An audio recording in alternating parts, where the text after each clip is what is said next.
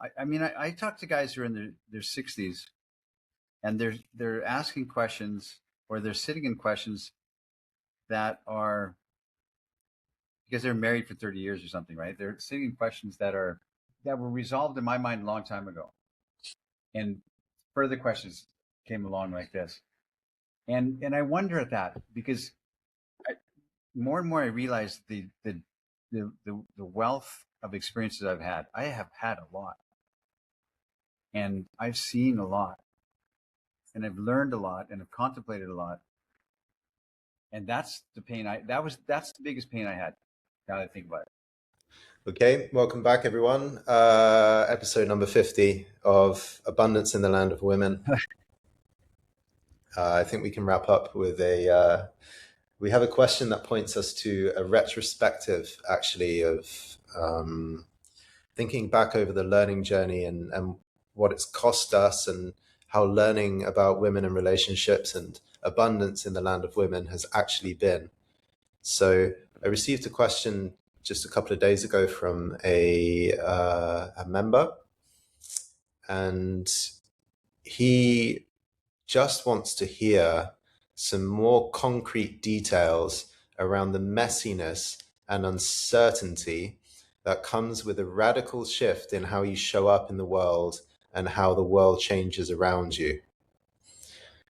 He says, I think it's common to see the positive side of self-development talked about. Everyone wants to, frame all the nice things. But it would be super helpful to be reminded of the ups and the downs of this. I would love to know your and Zan's thoughts. And his question is how the process of change from novice to experienced with women actually went. So if the vision of this whole podcast series has been abundance in the land of women, what did the actual journey from feeling scarcity or excluded or isolated or in exile from the land of women, how did the journey towards feeling abundance actually, what did it actually take, and what some of the messiness behind the scenes that you're willing to share, or that we're willing to share? Making the sausages, huh? Messiness. Yeah, sausage machine. I don't know. If I think what did you have to go through? Is that the question? Yeah, what have you actually been what have you actually been through that's not like a TED talk or a self-help seminar where you're only talking about the golden light of being the man after the adventure, who knows what a woman's thinking and doesn't get stuck in self-worth problems or negative thoughts? Well, I went through a lot of I'm a special case because I did and I do a lot of contemplation. I really sit and look out the window and think a lot, and wonder about my lot in life and the nature of the universe, etc. So layered onto that is my relationship with women, which I can be in any scenario deeply involved in something, and a pretty woman walks by, and it just stops me. Whatever I'm doing, that's never left me.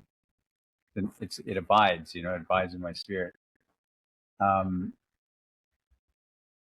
I went through. My journey's been well documented, I think. But you'd have to probably watch a lot of videos and read my book and to get the whole picture of it all. But the messiness is that, as I alluded to in our last episode, I really had to. I really had to strip out the sense of manipulation from my spirit, because I'm a great manipulator. I can try and bend things, because I authentically trying to bend things to my favor, and to plain speak, as we talked about last episode, and to just speak your truth. Something that I really had to. It was hard won for me, and the messiness for me is that even when I was doing enlightened seduction, and I started my my journey of writing and teaching workshops and coaching and that, there was still some part of me that was hiding that vibrant force of my authentic virility, I guess you could say.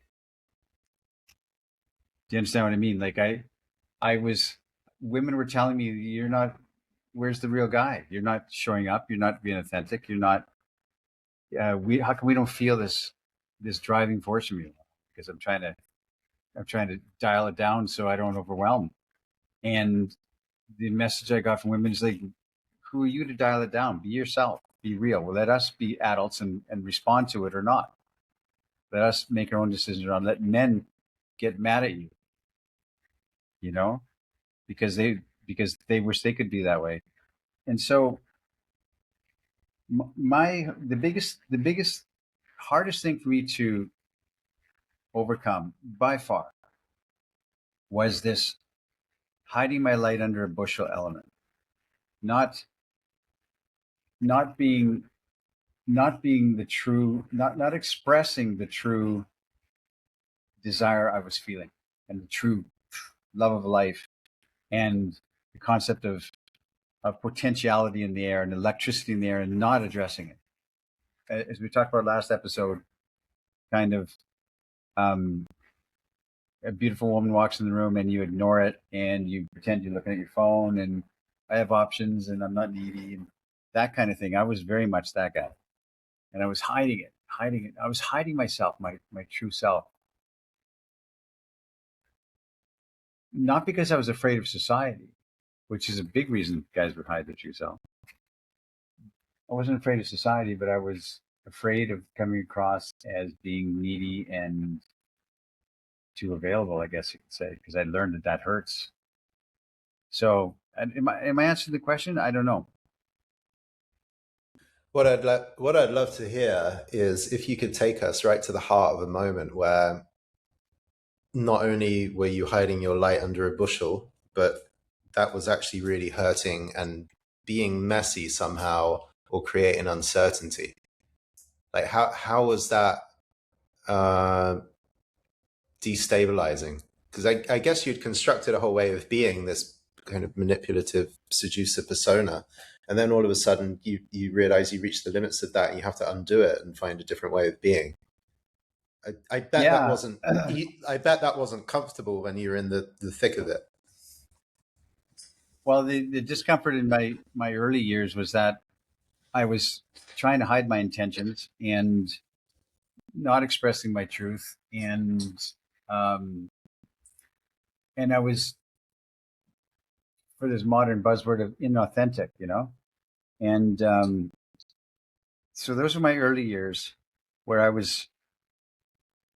I kept trying, or at least I give myself that. I never flagged, like I mean, I didn't approach women. I was too nervous to do that, but I would go out and I would stand in the presence of women and try and look cool and try and act cool and hope and wish and observe the scene. So that's where I got my perceptive energy, where I'm very aware of the dynamics of a room just by standing there for hours and hours and hours and hours and weeks and months and years, watching the scene unfold. So I got very good at that and very perceptive. I can see two people at a restaurant and I can tell what's going on between them, if they're on a first date or if they're known each other for a year. I can kind of get a sense of it. Anyway, so my early years, my discomfort and my beating myself up, because I would beat myself up. The next day I would armchair quarterback and say, "What? Why did you say that? Why didn't you say that? You should have said that. Why weren't you more funny?" I would analyze and analyze and analyze what happened as I'm sitting by myself in my apartment or whatever. And so in those early years, I was unknowing and unaware of what she's thinking and why it went sideways. Then as I moved down the path of continually trying to go out and figure this out, I started to get some awareness, because I started to get some experiences that were accidental, that became less accidental, that became, wait a minute, I started to get some popping moments in my life. She said this, but I've heard that 50 times before, and I took it at face value, but it really means something. There's something else she's saying. I started to understand this hidden subtext of women. I learned about the subcommunication that women are doing constantly, and I absconded it and took it into our own philosophy. And so then I became um, intentional, but I was still hiding my my real truth. I knew how to talk and how to go down certain roads now, but I would still armchair quarterback the next day because I'm thinking, why didn't she respond? Women finally were telling me in this period, you're not saying the truth. You're trying to act in indifferent or not needy. But women have to, in that period, number of years where I was starting to get awareness, women would say to me, like the next day or 3 days later, we were sitting in your car and you were talking a lot, and all I could think is, you ever going to try and kiss me or what? Or when you walked me to the door after a date, why didn't you kiss me? I was trying to get you in the mood. I was trying to talk my way into it, and I couldn't read the signal. So I started to get this kind of like learning from women that there's something that's still being hidden in me. And then when I went further in my journey and I started to really get some understanding, I was still hiding my true sexual desire for the only reason that I didn't want to give the wrong impression. Someone is in a relationship and they're married. I didn't want to give the impression that I'm trying to wheel them or pick them up or cause her some distress with their relationship. Didn't want that at all. And women told me, don't be that guy. Let us respond. It doesn't mean you're going to, you are actively, and this is key, you're actively trying to, or expressing your desire of the world, your love of life, your desire of everything that it represents. But you're not, it doesn't mean you're trying to get me to sleep around on my husband. It isn't that at all. But I feel seen, I feel desired, I feel worthy because you arrive in the scene. And that we want to feel that from you. We want to feel this great sense of um, desire. We want to feel the desire that you have. We can go home and we can love our husbands even more because you gave us that sense of desire without this sense of I'm going to try and, hey, you know what, we could sneak around on your husband. It wasn't that. So I was still hiding my light under a bushel to a degree. And women told me, don't do that. Be real. Let us respond to it. We're mature. A lot of guys I coach and a lot of guys you coach, Jordan, over these years, a big thing that they say to me is like, I don't want to give her the wrong impression. I don't want to lead her on. And I'm thinking, let her be an adult. Plain speak your truth. If you really want to be with her, but you don't think you can ever marry her, say it and let her be an adult and respond. And we're trying to babysit women because we think they're innocent, fragile creatures that we have dominance over, that we're going to hurt. They're stronger than you are emotionally. They're stronger than men emotionally. And we're trying to be this guy, I protect her feelings. No, it's not true.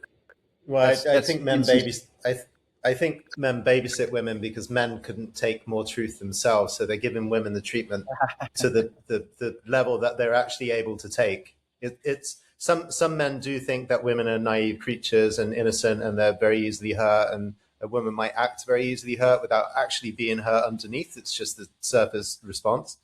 But it's the men actually that I think can't take that level of truth. That's Sorry, right. I cut you.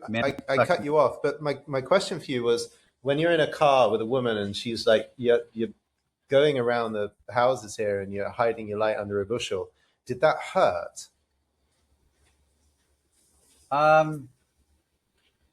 No, because it hurt when I didn't know what to do and I dropped her off. But when I found out that she was really thinking, why did I remember this one time I went over to this girl's place and we had a date and we ordered food and we're stuff at him and watching a movie, the movie night sort of thing. And I'm like, she was like, I'm not doing anything with you. I'm strong. And I took it at face value. Okay. She was like really saying it's strong. So I like, okay. So I finally left. And I heard from a friend of hers a couple of days later, she was mad at me for leaving because he didn't try anything. Like I was open to sleeping with him that night and he didn't even try. What the heck? But I had no clue, right? Um, Lots of stories like that, a lot. You take it at face value, but it didn't hurt because it hurt in the moment because you think, what did I do wrong? But when you find out what they were really thinking, there's no hurt there. There's like, you add that to your stack of understanding. If anybody's listening to this, if they went out and they had 1,000 experiences of dates or interactions, they're going to get some understanding because they're going to start to see behind the curtain, see what women are really saying when they're saying certain things. So no, it didn't. The moments of flashing light were just like, really, it was really I could have kissed her. How's how is that possible? That didn't hurt. That was more. It that was more salvific. It kind of like was it kind of was a salve that covered the wound. I think Band-Aid. What would you say there was a moment of peak? Because the listener here is really asking for concrete details. I mean, I've got plenty, and there's only a level of concreteness I'm going to go to in a public podcast. If we're speaking personally, I'll tell you the very concrete details. I can give a flavor or an image, but but messiness and uncertainty, these can be really complicated valleys and deserts and swamps to be stuck in emotionally with your own psyche when transformations between breakups, particularly a lot of my experiences like this have to do with ethics and like non-existent ethics on my front, and then being like, oh shit, women and really feeling pain because of the consequences of what I created, and I have to take responsibility for what I created here. I mean, I've experienced pain unlike anything else on in my story with women. Yeah. Could go into it if it jogs your memory, but I really want to get into the textures of the mess and the uncertainty and the ethical fucking quagmire of leading women on and then creating a great disappointment and it all being your fault, for example. Yeah, I don't know how to address that because I have such a fabric of experiences. I mean, I talk to guys who are in their 60s and they're asking questions or they're sitting in questions that are because they're married for 30 years or something, right? They're sitting in questions that are um, that were resolved in my mind a long time ago, and further questions came along like this, and I wonder at that because more and more I realize the wealth of experiences I've had. I have had a lot, and I've seen a lot, and I've learned a lot, and I've contemplated a lot, and it amazes me that I have a certain. I'm coming back to your question, but I have a certain sense of surety in some things I'm thinking about, in some concepts of interaction between male and female dynamics. I have some awareness that I've accumulated that I share in my coaching and workshops and our guild, etc. Which I like to share because it's fun and it's interesting, and I wish guys could see it too. Because I've seen something, and I would hold it up. Look, can you see this? That's how I feel. Um, so the pain and messiness.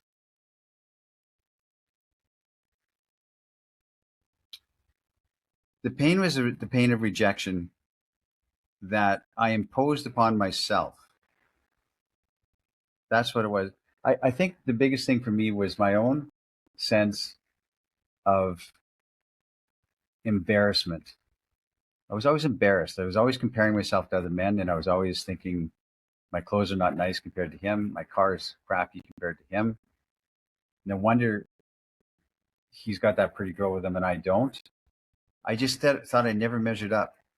So, and then my experiences, I was the quintessential needy guy, and I have some stories of bathos, of moments in where I'm crying and poetic and trying to be that, and I'm the quintessential available nice guy, and she's that wants nothing to do with me. And so the rejection wasn't just her not interested; it was her interested, and then I completely ripped it apart.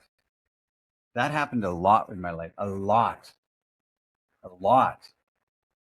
where I would destroy it. What was there? Something. This is an interesting topic, because there's something that was a spark that was there, and she responded favorably, and she was excited.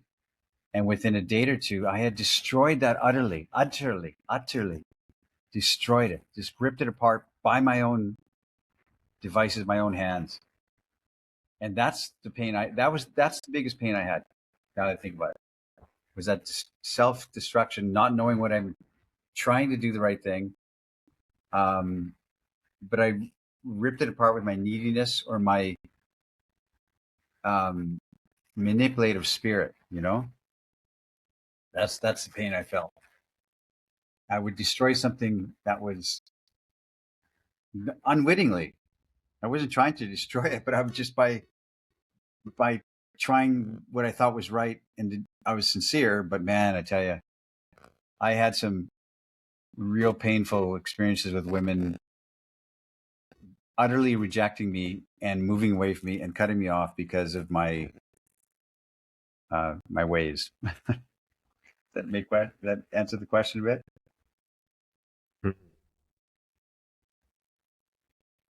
So Terrible, man. there's a genuine spark, and then because out of your own innocent of your own innocence, you thought manipulation, some manipulative thing was actually the way forward, and you would do that and just kind of trample on the the Yeah, chemistry that my was already there. neediness, my neediness was my motivation. I felt desperate that I have this girl that likes me finally. Mm. I have abandonment issues, I guess, and I'm afraid that I'm going to lose her.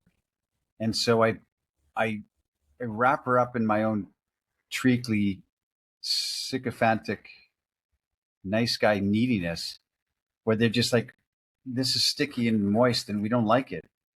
And they would leave, and I Mm. couldn't resist it. I couldn't help it. You know, I couldn't help it. I would fall down that pattern over and over and over again. And then I'd meet the next one. This is the one. Oh, I can't stop thinking about her. She's so, if I lose a girl like this in my life, I'm desperate not to lose it. And that desperation would shine through and become my sole motivating. The desperation was my motivator, was my sole motivating motive. And man, it hurts when I think about it now, because that was a real pain for me.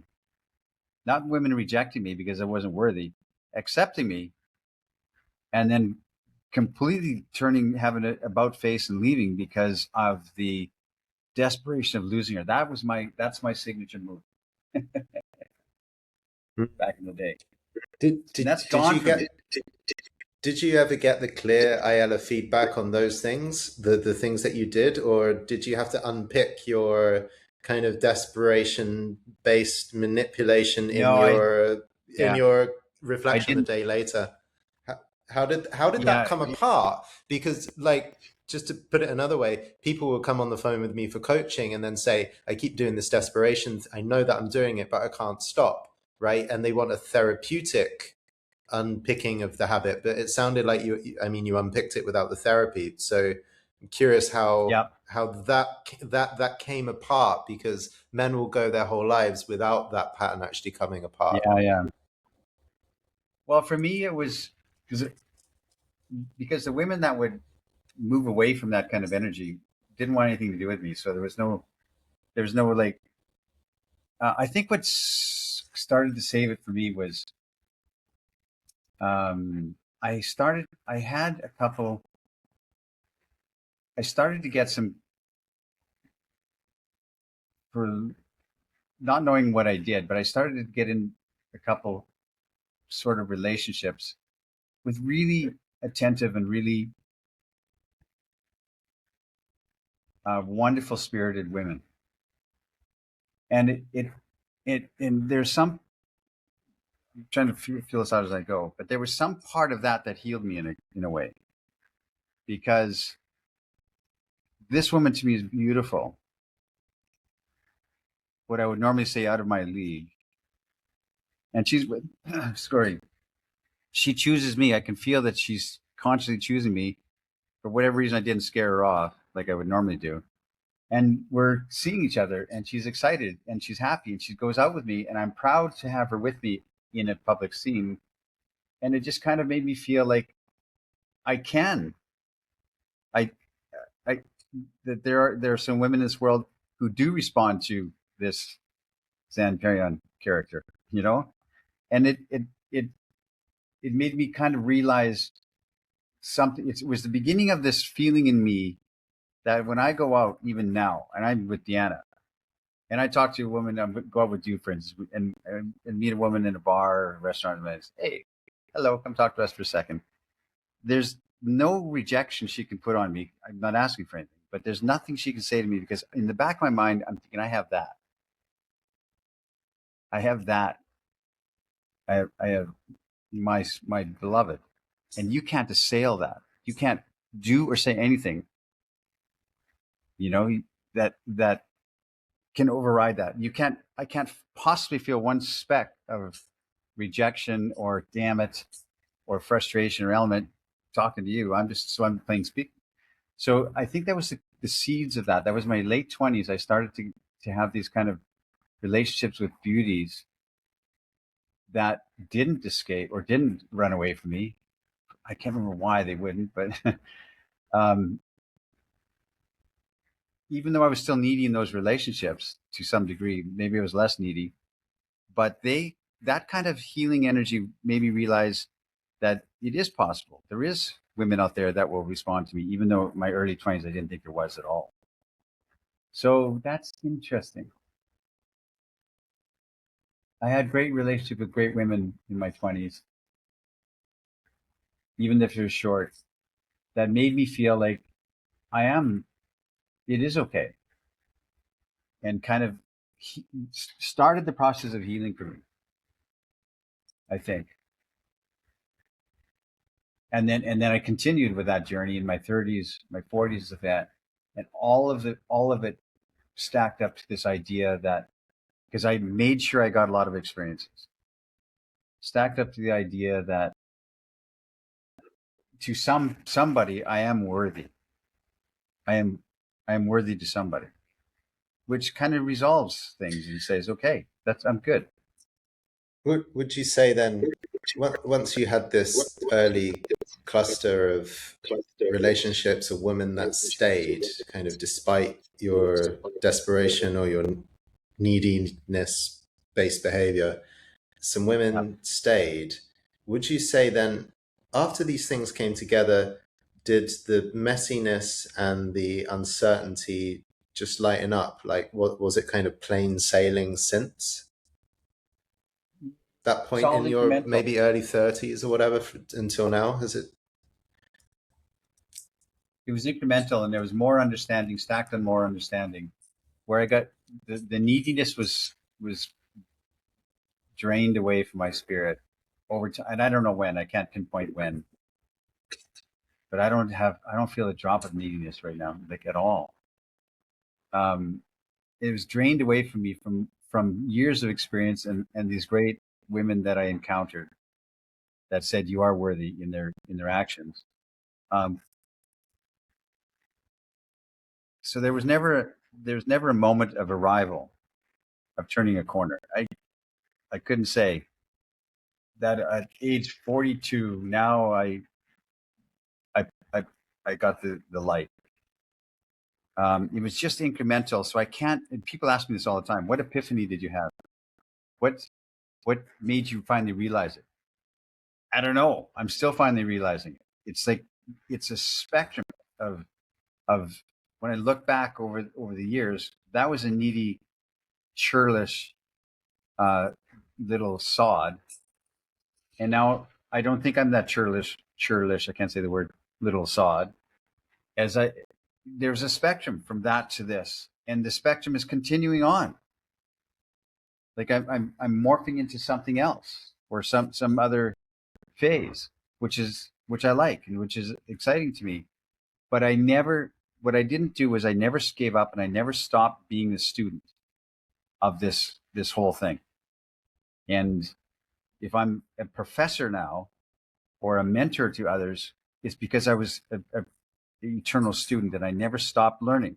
I never said, okay, I've learned, chemistry now, and I've read these 7 textbooks, and now I can teach these 7 textbooks to people because there's more textbooks of maybe of more abstraction and more, theoretical chemistry that I never stopped studying and learning. And I'm not reading about women now, but I'm reading about the philosophical forefathers that pinned our civilization and underpinned everything that we think about now. I'm fascinated by it, as are you. So, yeah. I'd love to share some things on this question Yeah. that we received, because the essence of the real mentoring or coaching that I do that is really good is steeped in this question, and it's steeped in the real messiness and the real uncertainty that I went through. That's where I find my conviction. So if I have any conviction, it's because I sat in some uncertainty and some messiness that was so searing that I had to realize something, and that's the foundation of what I believe in, right? Because I've burnt in some really painful places. So Well, give some, us more specific. well, I Because will. this, I do. I mean, I'll preface this and say that some of the men I work with really, really resonate with my path, and some don't so much. But there's stuff in here, I think, for many. I I mean, you already had a message about men and women, attraction, how to show up as a man. There's a personal development kind of coaching, learning journey that's baked into that. I found your message when I just turned 29. And so 30 was looming, and I was like, well, I've been looking at some dating online stuff for a while. I think I'll jump in and crack this. And I just came out of something with a woman that was very painful. She didn't choose me. I was heartbroken and feeling like I would never get anywhere. So when I found the arts of Amorata, I went all in, and I went all in to the degree that very few people go all in. But some people do. Like, we've had a number over the years, Yeah. maybe couple of dozen of men that were like, I'll give up everything to study this, because the depth of the pain is so immense. And I know that if I crack relationships, we'd live more years. We live longer, happier lives if we have good relate. I just knew that the payoff was so good. I went all in, and I was living in Brazil. And I would say for the first 5 or 6 months, after I did your workshop and I did the 90-day program, I would date women 4, 5, 6 nights a week. And for the 1, 2, or 3 nights that I wasn't dating women, I would go out with a female friend or a couple, and I would grill everyone with questions about their relationships. So I was 7 days a week. I decided professionally that I was going to crack this in my own life. That's great. So something about what I see with people that find our work is like, they like it, but they don't go all in. Not even, they dip the feet in. But I threw the whole body into the pool. I practiced all of the essential things, the practices, celebrating her masculine energies and delight. I would practice them, and I would do it badly, and I would do it well, and I would end up finding my own way. But I did them. I wouldn't think about them and talk about these concepts. I would try them out, right? And I found really, really quickly that, because my whole life I had a story that I wasn't powerful or compelling with women, and I wasn't confident or sexually confident. Like I just felt that was who I was. So I Right. showed up as much as I could, inwardly thinking that I was not powerful or confident, but I would try and do some things. And what I couldn't adjust to was that just by speaking my truth, hey, I like you, let's get together later on.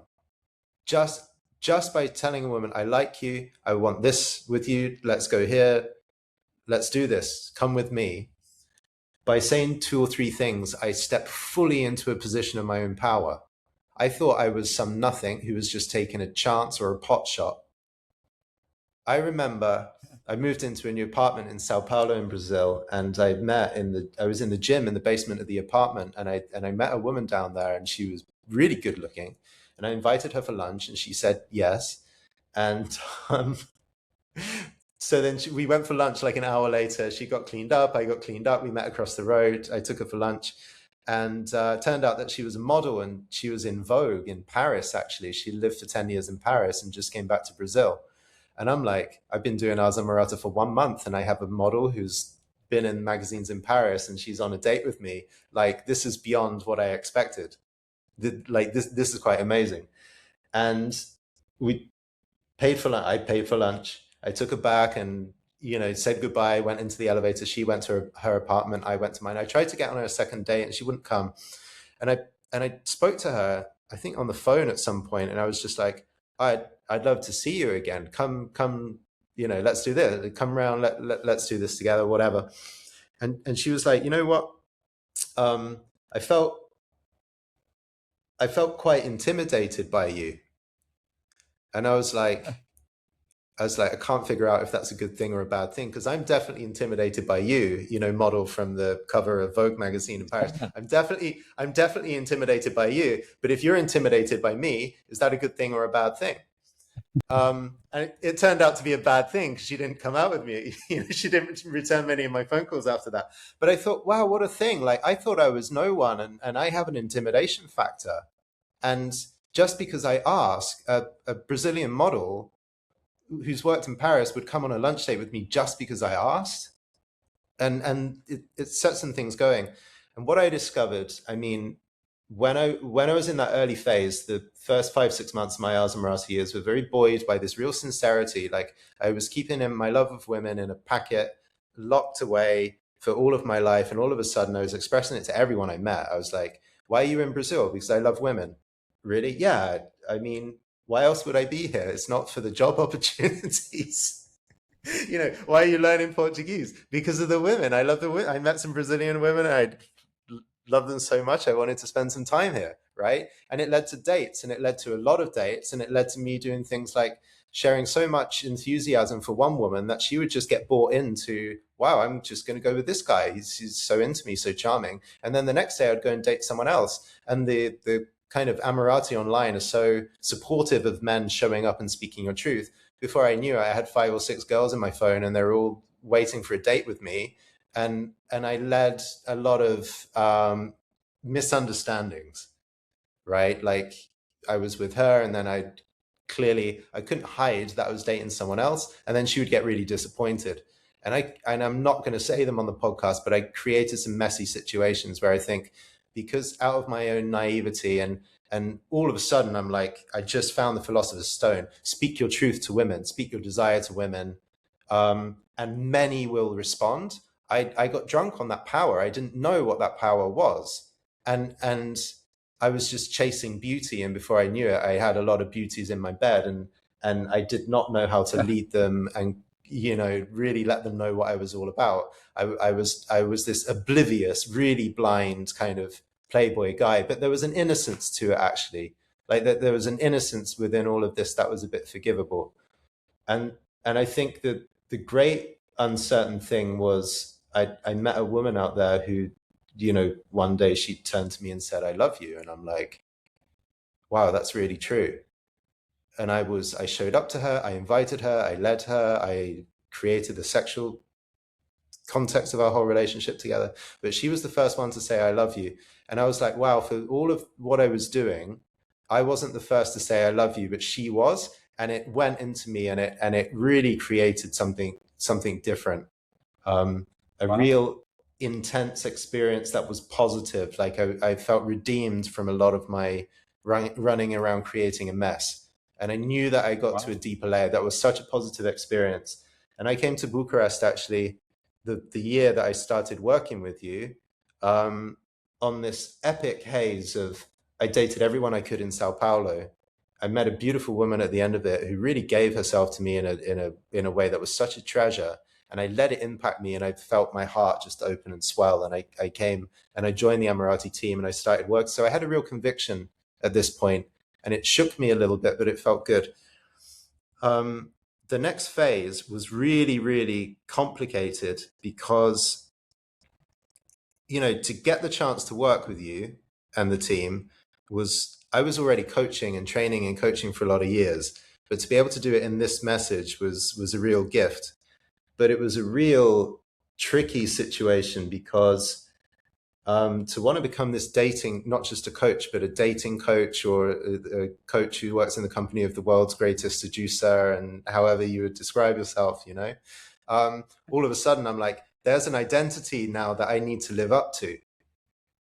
So on the one hand, I'm trying to improve my understanding of women, and on the other hand, I need to live up to the identity of not just being an Amorati, but a coach for the Amorati and a leader and a leading voice within it. And it was really, really difficult because I'm like, I need to learn as fast as I can, actually, because I can't be bad with women or incomplete or a mess. And I had to really accelerate my path of understanding, to use this phrase. I had to be experienced and not a novice very quick. And I've only been on this path for 5 or 6 months, and I have to be experienced. I mean, being invited to work for Amorata and be an Amorata coach was really intense, actually, because I felt the need. I mean, it's like a dream job. So you wouldn't believe how many men have sent me a message, Jordan, how did you get to be doing the coaching, working with Zan, Amorata? This is like the holy grail of all work that I could be doing. I want to be able to do it. But when I started, it was really intense because I felt, I was very new in trying to understand women and relate better with women. Very, very new, very raw. I felt this great need that I had to impress you and the other experienced Amorati at the time. So I needed to double down and go faster in my journey. I felt, of course, that I needed to become more experienced and knowledgeable to help my clients. This is just duty of care to my work. And anyone who has like an inside chance to learn from your body of knowledge, I mean, the number of men who are like, I would love to learn Zan's knowledge with women, and if I can, I want to learn it as fast as possible because I want to get there today. I want your full knowledge and embodiment and insight about women today. I don't want to wait around. So I was motivated on a whole number of different angles to become experienced very, very quickly, which created a lot of pressure, right? Which is pressure from so many sides to be more experienced. And what happened to me was, I was taking a lot of action, like inviting a lot of women, dating a lot, getting out a lot. There was also in this period, if you remember, the culture in our group and in general was much more like, do more, take action, go, more, in, I would say, a very unhealthy, well, largely an unhealthy way. A little bit is needed. Like most men in our group need to take more action than they are. But at the same time, there was a pressure, almost like you got to do, like the collective pressure of all men who want to get more women on my shoulders to get more women. That I think that's the essence actually of toxic masculinity. You don't examine your desires. You just become a vessel for every other man who pushes their own unrealized desires. And I was in the frying pan with some of that stuff. What happened over the next couple of years? Because you know the easy themes for us to teach are things like celebrating women and ease and delight. The hard themes are things like Right. subcommunication and masculine edge and honing your sexual energy. These are the trickier things. I put all my chips on these themes, which are the dark side themes. the how to go into a nightclub and in cold blood with ruthless efficiency spot the one who's into you and get her out of there in 10 minutes flat. So this kind of thing I felt like I wanted to understand on these dynamics, and it I got much more effective and knowledgeable with women, but it drained away from me the original innocence and earnest foolhardiness that I had in my opening phase when I was just a pure student, right? And a number of, I mean, this kind of dynamic happened a few times, but just in the break here, I thought of a woman that I met in London who, for any man on this earth, was enough of a beauty that you would want to spend unlimited time with. She was just everything you could want in a woman that you're dating as a young man. And I met her in London, and we were together a couple of times. And then the following weekend, I had a coaching weekend. So a few guys came in, and I'm the coach.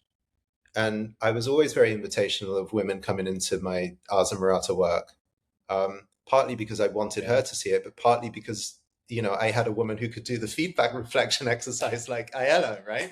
I was like, wow, the guys are going to love my workshop if they have this beautiful girl that I'm dating, giving them the reflection and the honest feedback. So I brought her in. It looked really nice, and she was given the feedback. She would do a mini date with the men that I was working with. And I remember walking back through Hyde Park, and we had 45 minutes, 60 minutes between ourselves at the end of the workshop and the end of a weekend of being together.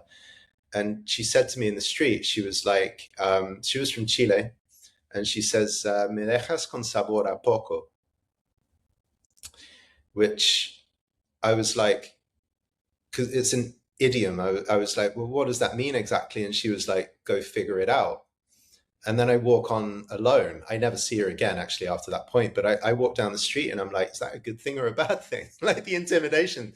And, you know, I finally figured it out. It was like, you leave me with a little taste. You leave me with a taste of disappointment, with deception. I thought from the way you presented yourself that you had so much more in the tank. And in the end, you just seemed to be Wow. quite obsessed with your journey and your work and bringing me into your work. And I'm disappointed, frankly. And she didn't want to see me after that. Wow. Yeah. And I was earnest in my spirit in a way, like I knew the Ars Amorata well by that point. I was earnest and full hearted with my invitation, celebrating, wanting to make her feel included. But, you know, in the last episode, I finished with this whole clangor. I called it of intention. Here's what I learned. To have Zan's skills of being a world-class, world-great seducer, naturally you think, I'm going to go on a learning journey. And we echo this in our literature the whole time. I'm going to go on a learning journey. I'm going to go on a journey from not knowing to knowing more with women. I'm on a journey. And it might take a while, but I'm committed to following that journey to become world-class in my pursuit, my understanding of women and so on.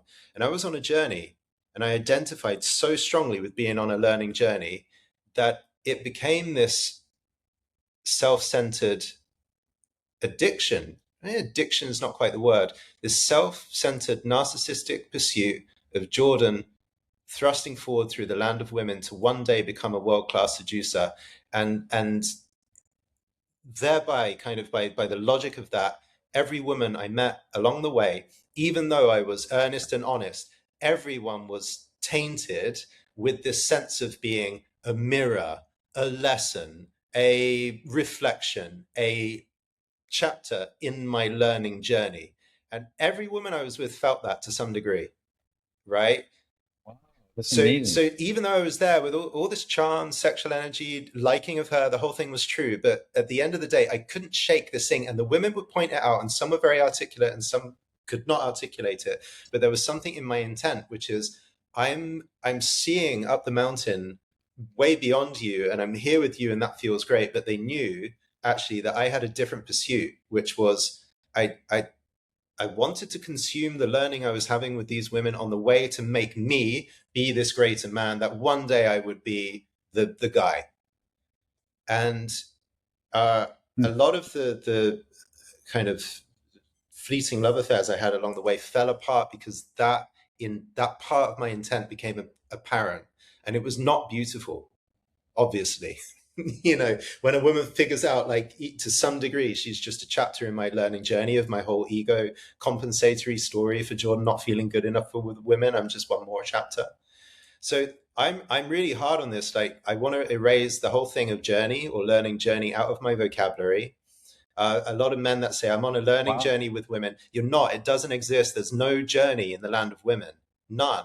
The only people that can have a journey are the ones that are basically dying, and they look back on the fields they traverse to get where they are. But when you're in the midst of it, the only person that exists is the woman that you're with. There's no, if you start thinking, oh, this one's a test for the one after, or I'm killing time learning stuff when really my real relationship is a year around the corner, or when I get to the next country that I had. Like, I mean, this is just, there's a toxicity in that just kills what is love and what is beauty. So I mean, like, these were some really bitter pills that I started to swallow. The redeeming thing for me was,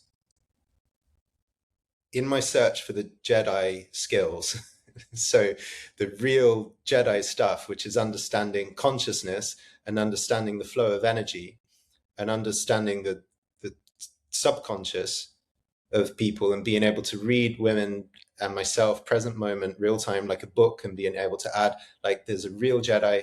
A lot of the Jedi stuff is available through spirituality. Tantra is the study of consciousness and energy, for example. And I was very lucky that when I really got to the deepest stuff that was impactful with attraction and seduction, there's one great leveler in all of this teaching, which is the most powerful thing that you can have for love and attraction to bloom and to create surrender and devotion from both parties, is the heart, is to really get deep into the heart and have an open heart. And all those times I was like, I want to be a more sexual man because the guys say I should be more sexual. And you say this, your sexual energy should be the first thing that people notice when you come in the room. Yeah, that's great and beautiful. But if a man's heart is closed and he has a lot of sexual energy, a lot of women will actually run away. Or you become the guy who, maybe we've all known him. I've been this guy, I'm ashamed to say it, would leave their best buddy dying in the street if that girl over there wants to sleep with him. Some guys are so intent with their sexual energy. You think being a man with a lot of sexual energy is a great thing. Not when he would dump his friends, just to sleep with the nearest possibility. And there were times where I kind of, was in more in that terrain. But the heart's a great leveler. And a lot of the women were saying to me things like, yeah, I know that these Amorati, they're all talking about sexual energy and more masculine edge, but actually after a while it's completely boring. And I feel that it's shallow, and I feel that it's not true. And I heard this from women that we both know. This sexual energy thing that you guys are all into is not the thing. And actually, if any of these men actually got into their heart really, truly, and properly, it would be a different story altogether. And I just had bits of kind of kernels and feedback from women like that over the years. And then I ran into someone finally in my more spiritual pursuits we entered into this incredible game of cat and mouse seduction. And there was a love from the heart that, like, blew my whole seducer ego to pieces. I fell in love, and I let go, and I went there. I was like, I'm falling in love with you like a teenage boy. I'm completely smitten. I've got no control over this, and fuck it, I'm throwing it on the table. I love you. I want you. Run away from everything. Come with me. And it blew up. Everything that was like on this Amorati journey, this pretense to try and be the seducer and follow in your image, or what we thought was your image. I was just like, this is just, I can't handle that conversation anymore. And I remember one year I came to the conference in Bucharest, and I thought, I didn't resonate with what anyone was saying, because I was hot on the heels of having my heart opened and then dashed. And I was like, people in the room are talking about getting up the courage to go and approach women, or getting up more sexual power, to have more sexual power and being more of a leader in power with women. And I'm just like, I'm into the heart, the heart, the heart, the heart, the heart, the heart. And if I really speak about what I think and what I've experienced, everyone here is going to think I'm a fucking loser because something deep in here in the spiritual heart has opened and I can't articulate it. And it's easy to articulate being the seducer guy with the sexual energy. I can't articulate this. And I felt absolutely in the wind for a year or two. So the question, like, when did you feel messy and uncertain? When I was really tapping into this aspect of me that loves and is very vulnerable, but with the heart, it's like there's an intense vulnerability to it, but there's an intense strength. Because I also realize if I allow myself and surrender and really let myself fall in love with a woman, but I own the full power of the love and I don't lose myself, I'm like a lightning bolt. The effect of allowing myself to fall in love and say I love you and speak it with the truth is like I've seen women's hair fall out with the electric shock. It's an electrocutional force.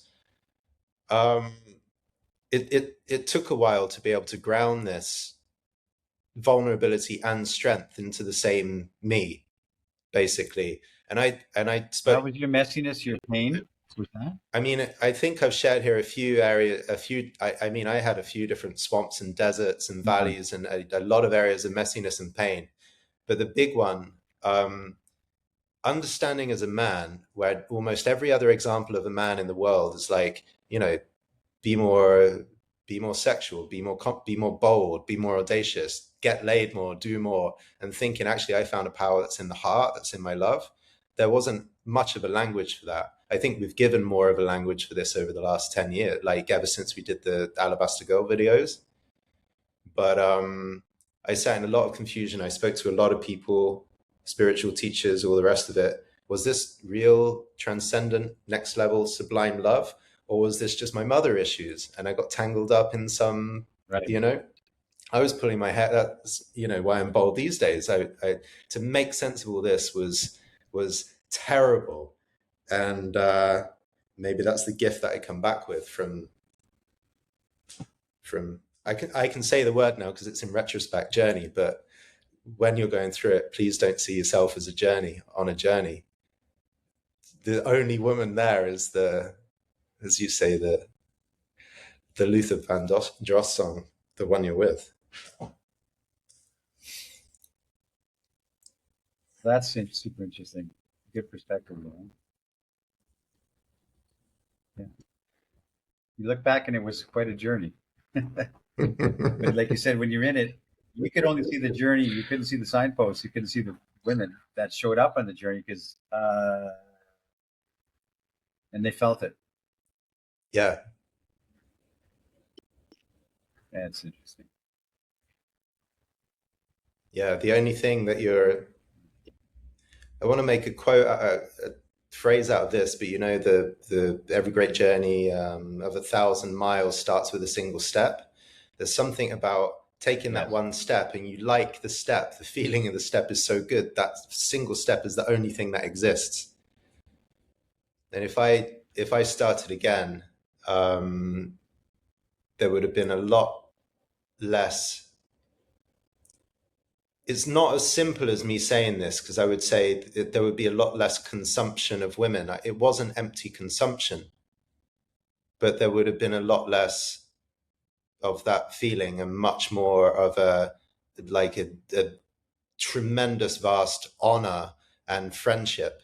Like every woman that I ever slept with or became intimate with, there could have been a vast sense of friendship and honor and gratefulness to that. And sometimes I'd be like, oh, I've just got this icky feeling that I want to get away, or I want to be single again, and then I would go away. And yeah, this is some of the messy, what was the question? Messiness and discomfort and anguish that came with getting this knowledge. Things we learned. It's been expensive to acquire this knowledge, but boy, to have the foresight to. I believe I'm in a place like you. I can be in a room and just see like I can see people as Yeah, that's holograms. great. I can see the inner child, the inner parent, the version of them at all these different ages. They're all like fighting for space within the psyche of one person, and she's in the same. I can read a room very, very deeply, but it's been a humbling path.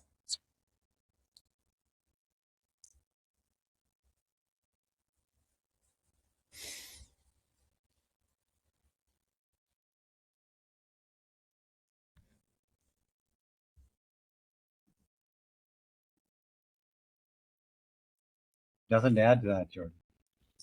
Interesting.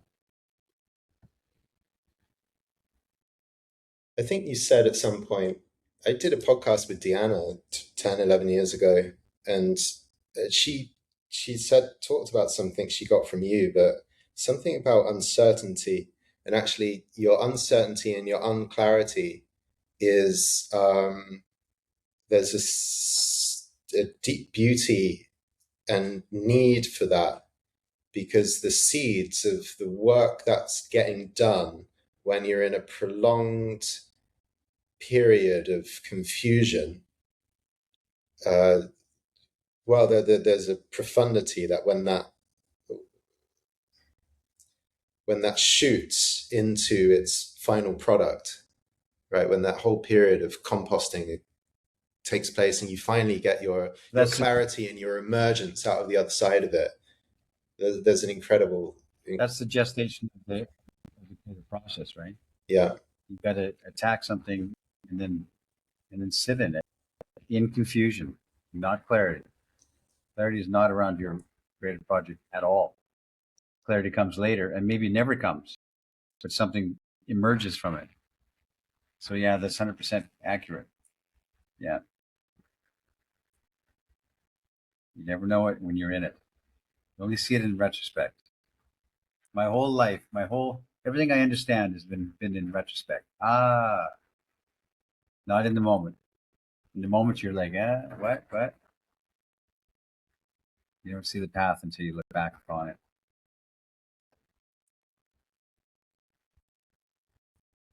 Well, I think That's for sure. we tackled the question as much as I'm willing to here on a public podcast episode.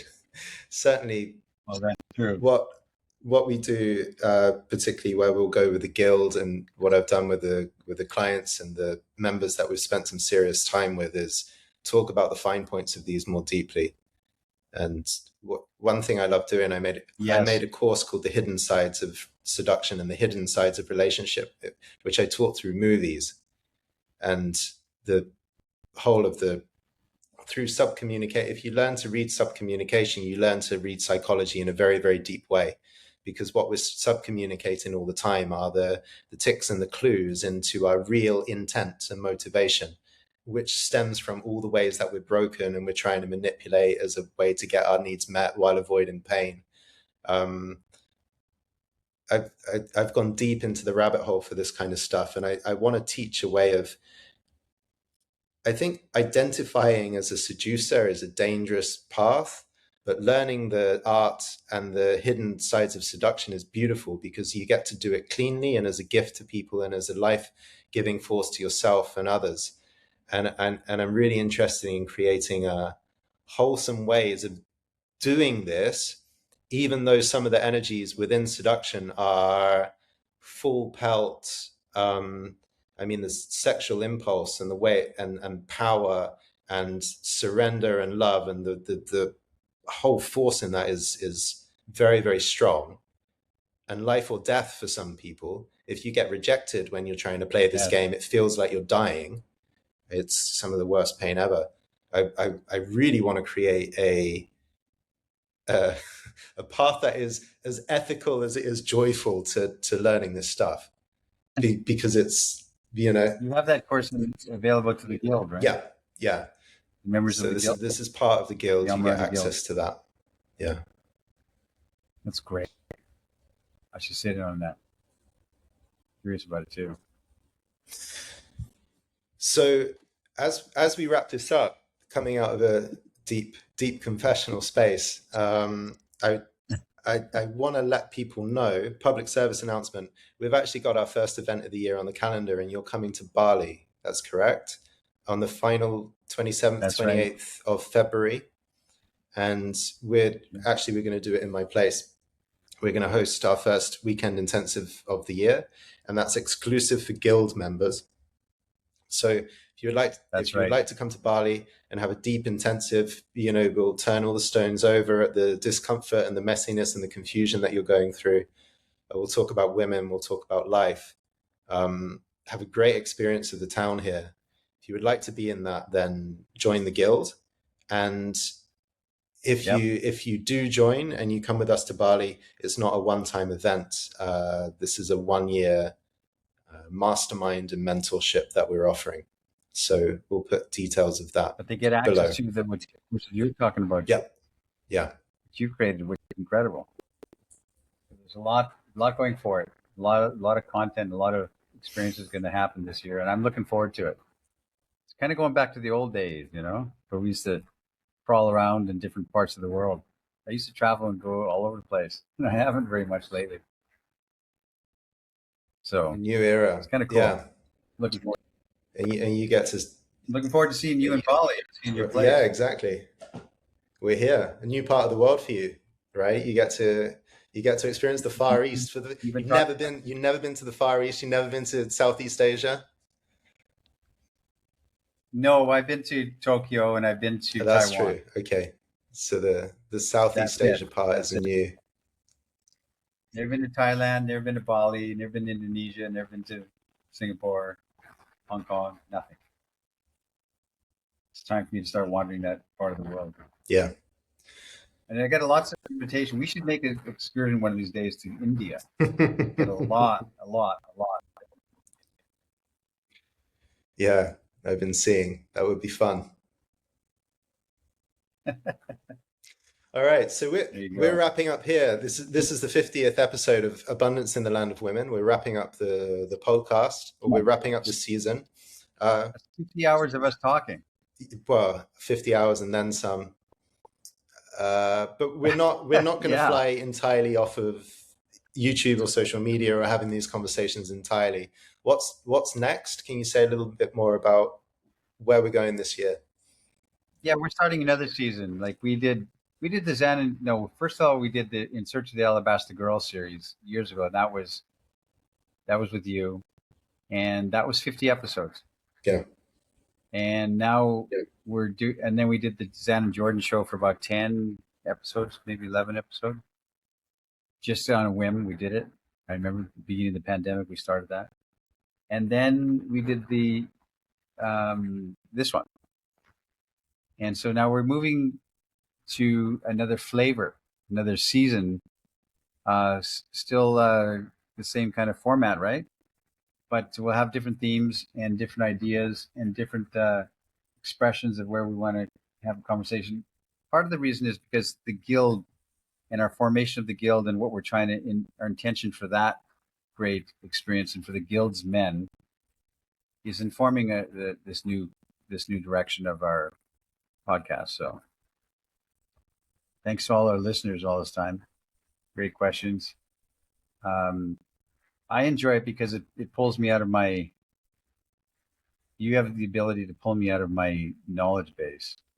Because I can say pat answers. I've been on radio shows. I've been interviewed many times. It's this and this and this. But the things that we explore, I'm in wonder and curious about it as well. And you have the ability to pull that out. So I hope it's fresh for people. I hope they enjoy it because I'm fascinated by it. I take notes on every episode. And I say, I have to write about that. I have to remember that. I don't want to forget that. So it's been inspiring and life affirming for me, this series with you. So I don't want to lose it. But it's time to take it into not a new direction, but a new tone or flavor, I think, right? Yeah. Which we'll be announcing soon. Yeah. And you guys will find out what that tone and flavor is when we find out ourselves. So we're going to make this up on the fly. We're going to follow our real curiosity, and we might even have a surprise guest or two. Yeah. There you go. All right. Thanks for watching on over the last year. Thank you, Zan. And we'll see you soon.